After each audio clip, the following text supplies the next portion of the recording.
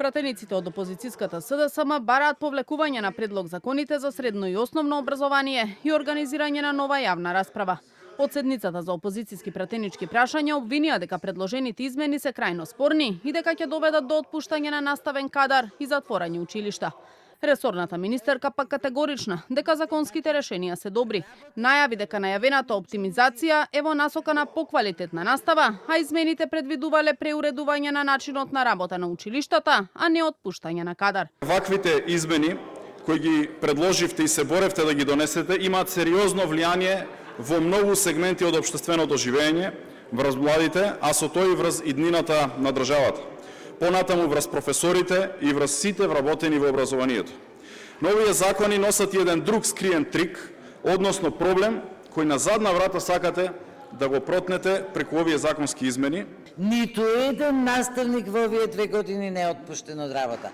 Ги направивме кариерни советници, им даваме можност за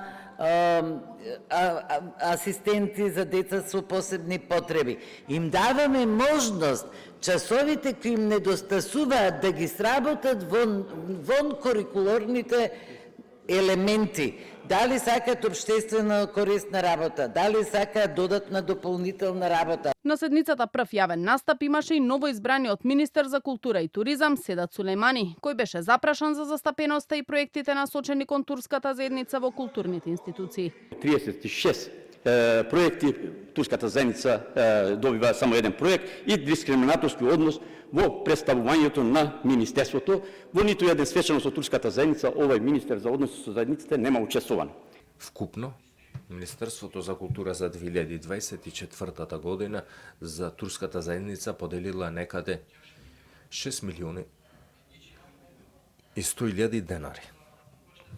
Значи не е вистина тоа што го зборувате дека се дискриминираат турците во Министерството за култура, но е напротив, спротивното. Пратениците од опозицијата бараа одговори за евроинтегративниот пат на земјава. Според нив пораките од Брисел се јасни дека моментумот за проширување е сега и побараа од власта да го искористи тоа.